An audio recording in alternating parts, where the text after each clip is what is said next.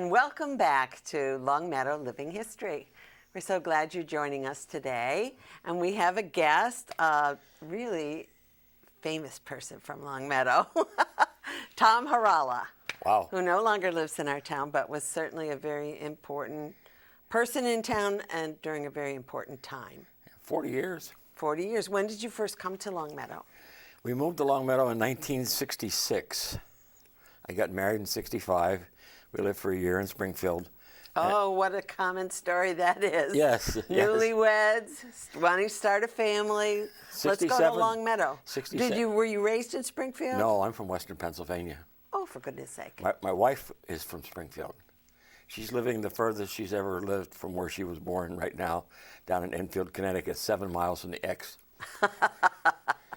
But we, I came up here to work for Hamilton, got into the space program, loved it, met this redhead, and the rest, they say. As the rest, they say, is history. So we moved to 67 Wimbledon Drive, right off of Wolf Swamp. Great Bought street. a house? Bought a house, raised ranch. New house?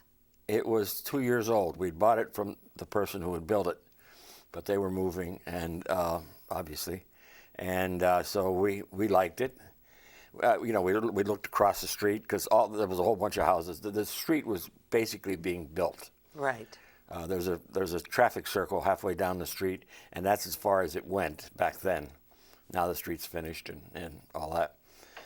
And we met some really great people and have made great friends. We still have friends from Wimbledon Drive, although only one of them still lives there.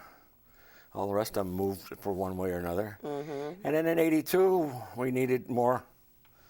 So we moved over to 15 White Oaks, which is the corner of White Oaks and William Street. So it's like 15 years you were on Wimbledon. Yeah. Yeah, and then we were from '82 until 2005,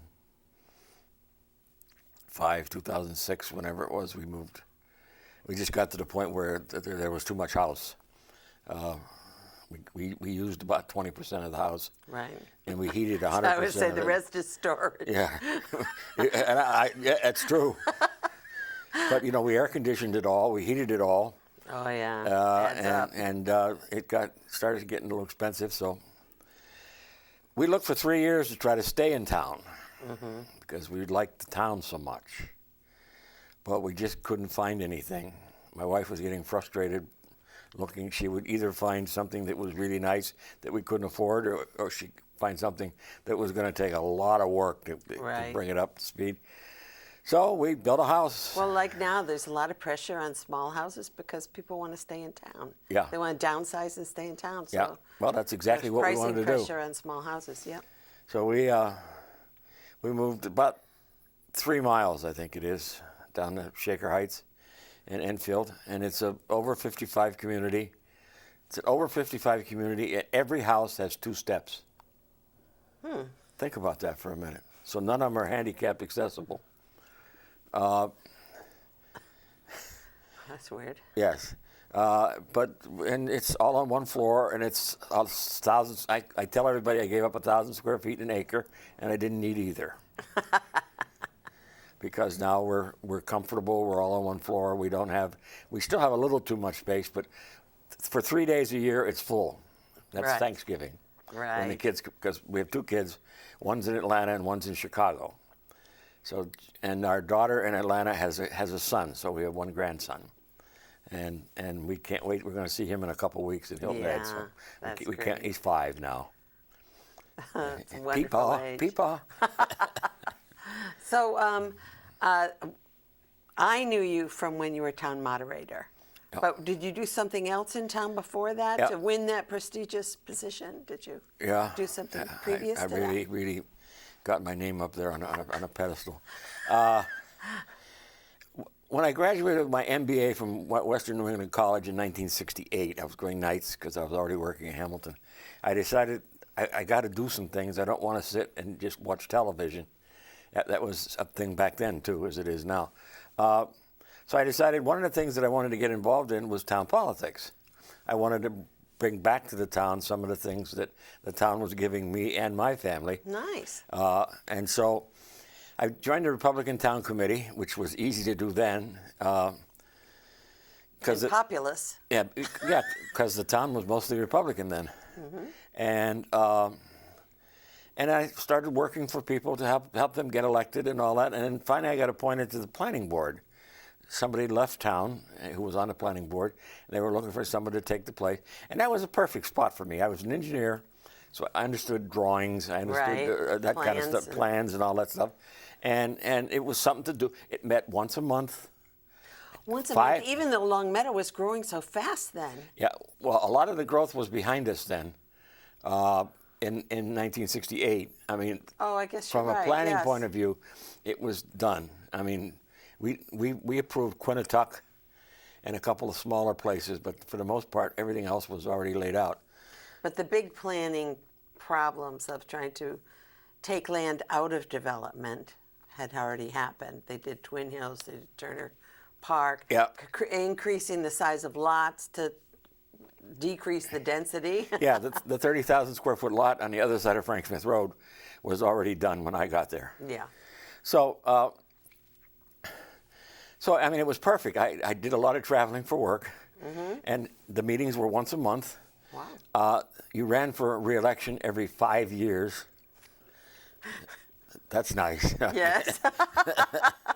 and so I served for 13 years on the planning board. And then it got to be a little, I was maybe looking for some different kind of action. And so I decided to run for moderator.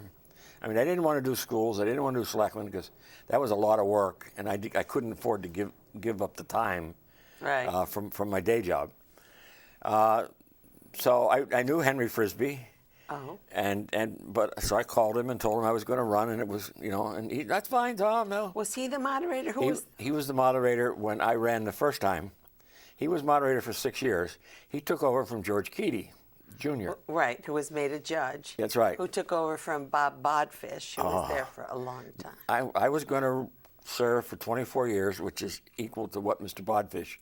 See, I still call him Mr. Bodfish. That's served. Very respectful. I should have done the same. And when I got to 21, that was enough. The town was getting a little squirrely. Really? Oh yeah. Well, you have a very intelligent electorate. Yes. Without a whole lot to do. So if they want to get squirrely, they can do it, and they're good at it because they're smart. They can get informed. So it's not like running for something in Springfield. It's different. And so, but anyway, I'm getting ahead of myself. So I ran and I lost to. So Mr. Frisbee was basically done. Well, he then stayed. He served one more term, and then a year before he was going to give up, he called me and said that he wasn't running for re-election again. Oh, so you ran against him first? Yes. While he was. That's right, and then And you lost. I lost. But that you get your name out. That's right. I mean, back then when you ran for office, there was almost a pecking order. You didn't run for selectman right off the bat. You ran for park board or assessors or something. Well, it is a good idea to know something about town government. That's right. Before That's you right. I mean, become the executive. it is something different from most other things you do.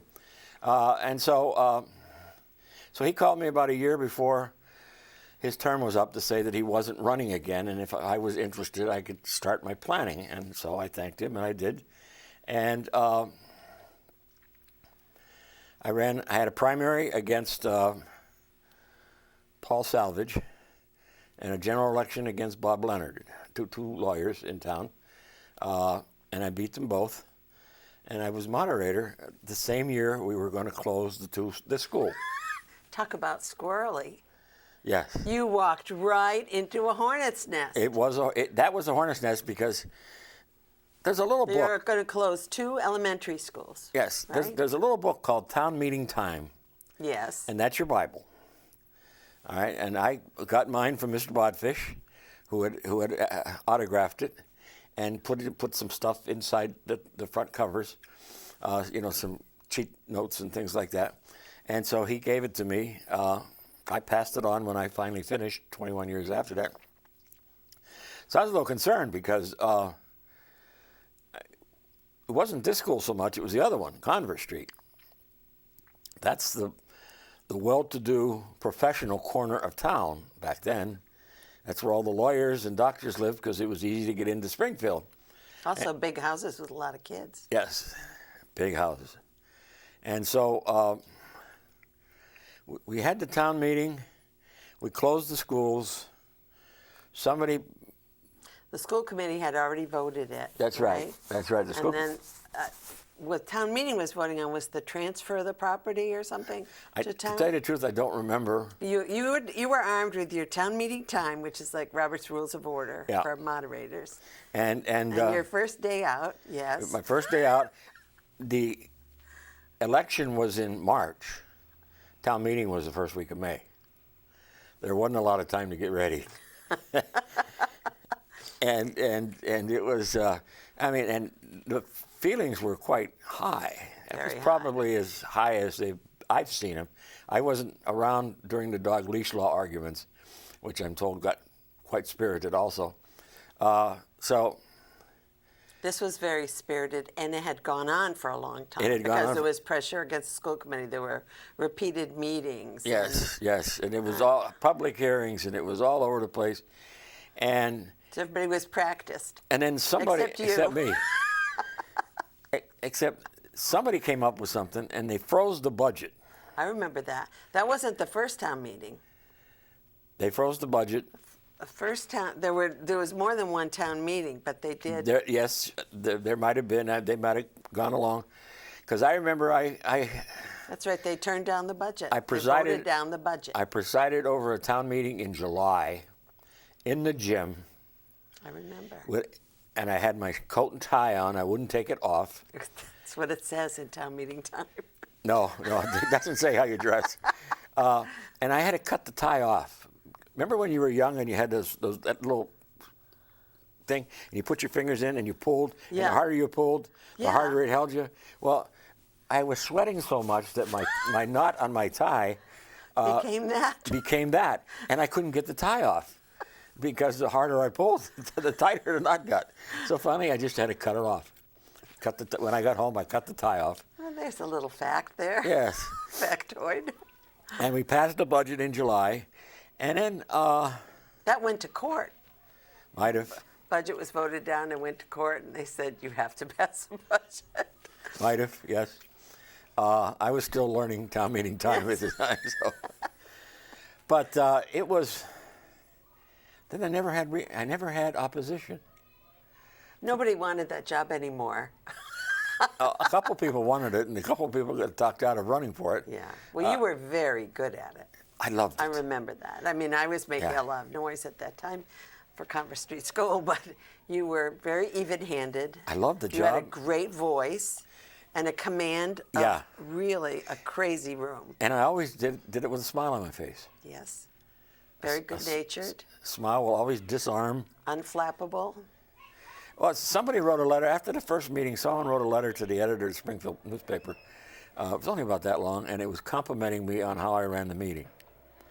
Well, needless to say, I cut that out. That's right. My mother cut it out. My wife cut it out. So if I needed any pepping up, I could always go read that. I still have it somewhere in a scrapbook someplace. But it was, and then Joe Kern came along. Oh, Joe Curran, right. Joe Kern came along. He was probably for 5 or 6 years. He was a little thorn in my side, and he was just doing what a good citizen should do. He ran for office, right? He ran for office a couple of times. Never got elected, but he was trying to hold us accountable for what we're supposed to do. That's right. And maybe he didn't do it in a most pleasant way, but if you're the guy being held accountable, nothing's pleasant. That's right. But we just kind of. I was on his show. He had a show like this, Oh, he did? and we taped it over at the high school. Mm-hmm. And he asked me if I would be on his show, and I said, "Sure, why not?" And he thought for sure I was going to say no. He thought for sure all I was going to do was argue with him. And so we went over there and we sat down just like this, and we talked for a half hour. And when it was over, he said, "You know, you're kind of a nice guy." What they say about you is not true. And I said, I knew that all along, Joe. So we went through all the stuff. I mean, the most cantankerous town meeting was the Big Y when they wanted to expand it. It was cantankerous because there were so many people.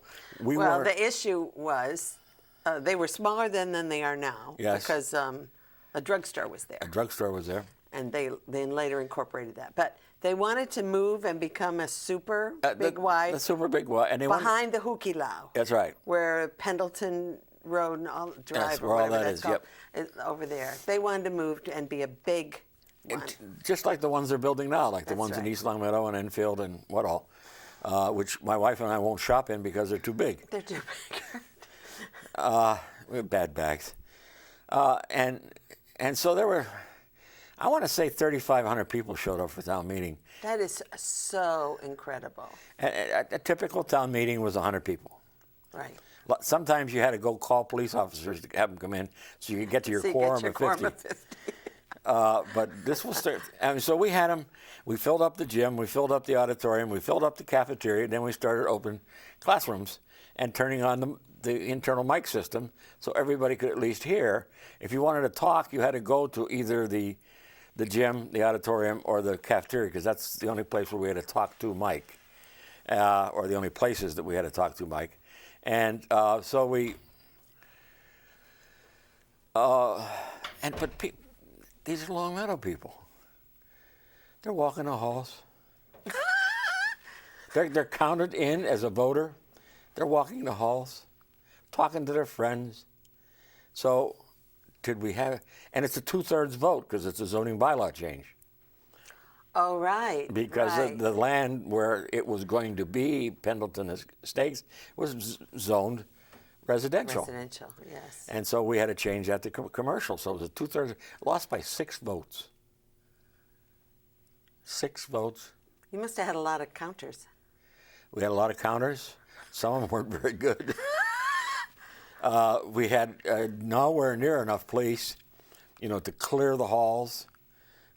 Make people be in a seat so you can make sure they were counted once. Once we realized we had a problem, it was too late to do anything about it. Right. Because everybody was there, they all came out to vote, and they wanted to vote, and they weren't going to leave and come back another day. And we couldn't go out and just take all the police out of the police headquarters and bring them up there. And so we tried to get some more counters, and we tried to get this, but we tried to get it done as best we could within the law. And it lost. And town meeting time. Well, yeah, town meeting time. I don't remember many of the arguments. I remember one, somebody standing up, and it sort of caught fire, saying the center of Longmeadow would become an asphalt jungle. That I remember. It was such a picture. I don't remember that. But there were very heated feelings on both sides. Yes, there were. And of course, the 2-1 was the thing that swung it. I mean, if you needed a majority voted, it passed. Really? Yeah. 2/3, you needed a 2/3 vote to pass. So it failed by 6 votes short of 2/3. So you had a majority of people. You had a majority who wanted it. Who wanted it. Yep. But they failed the 2/3. Oh, I never thought of it that way. Right. And so they came back maybe a year or so later, but all the energy was out of the argument, and it didn't. I don't remember. It didn't pass by. It didn't even get a majority vote. I mean, just the energy. It's like someone stuck a pin in the balloon, and it was all over. And so. But those were the memorable ones. Well, I mean, I recall obviously the fight over closing Converse and Greenwood, and the arguments were that the baby boom was over, and so the number of children was going down and so on. But that turned out not to be true. There was an echo later of the baby boom, and so all the existing schools had to be expanded. And I knew Tom McGarry fairly well, and we'd get together. The superintendent. We'd get together every now and then and have lunch, just to kind of keep. Now, he never thought maintenance. I shouldn't put words in Tom's mouth, Most superintendents that I know never think about maintenance. They think about educating kids. And so the maintenance budget always gets short shrift. Well, you can't build buildings like this and not maintain them, No. or otherwise they wear out. That's basically what happened to the schools. The schools wore out. Look, I mean, Converse, I don't remember when it was built. It was around the turn of the last century, I think. Converse was a very old school, and one of the arguments was if you close it, you can't ever open it again because it doesn't meet code. That's right. But Converse and Norway are really identical, sort of. I think Converse is a little bigger, but they look the same in old pictures. And Norway had already been closed for this school, Greenwood. And this was the newest school at the time. Yes. And hadn't been used very long at all. Now we've got two new elementary schools, in essence, doubling in size, and now we're getting a new high school, which clearly is the result of lack of maintenance. I mean, kids when they get to high school, they're tough. And well, schools get beat up a lot. There's just a lot of traffic and. But I would always do it again. Particularly, the planning board was interesting. Thank God Emerson Manor came along. Oh yes, you were there for Emerson Manor. Yeah, that was big. I was there, and I helped Steve Schatz write the zoning bylaw. He was for the proponents, the 5 churches, and he and I compiled the bylaw. I was involved in some business at the time through HUD down in Columbia, Maryland, which is a planned community. Oh yes, I know. And so I went down and I talked to some of the builders there about issues that were coming up. What happens with public housing? How do you manage who gets in, who gets out? How do you manage all that stuff? And I found out that a lot of the things that we were worried about up here were invisible. And that made me feel a lot better. And it made me, like I did the research too, it made me feel a lot better that I did that. So I mean, if you go down and ask the people around Emerson Manor now, what kind of neighbors do they have?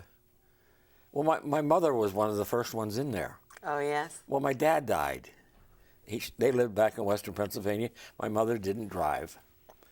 And my dad died, cancer, 79. Yeah, 79, December. And so in 80 or whenever it was after it was built, she moved up here. She applied and she got in. And so she moved up here and she moved there. And that way she could be near her grandkids. Been nice. Although the rest of her family is still... Emerson Manor is so beautiful, too. It is. On that hill, they have great views. Yes. They get deer there, you know. Well, the only shortcoming was noise from the highway. It's a little close to the highway. If you're sitting outside, you can hear the trucks. Yeah. Okay, but that's a small price to pay. Because it's such a beautiful place, it's so tranquil. The people there are delightful. I got to meet some of them because she lived there for 20 years almost. 70, it's 80 to 80. No, it's only 6 years. Oh, she died when she was 86. She died in the 90s sometime. She said she was there for 20 years. I'll say, okay, she was there for 20 years. Okay, whatever. Yeah, she's not around to argue with it anymore. That's right. But Now, were you the moderator when there were the arguments about developing what became Glen Meadow? Wasn't Glen Meadow after Emerson? Yep. And so there were other proposals. I recall there was a proposal for a funeral home. There was a proposal for a funeral home. People worried about blood in the water, as Yeah, I recall. yeah. It was all going to seep into the water. The people who were going to build it don't even do the embalming. They do it only in their headquarters, which is over in, what's his name? It's Forestier, isn't it? And they went to East Long Meadow, and they have a very good business there at Four Corners. Well, they had another one, and that's where they did all their work. And they only used they were only going to use the one in Long Meadow for showings and all that. And so it was, I'm trying to remember the name of the guy who was in the middle of all that.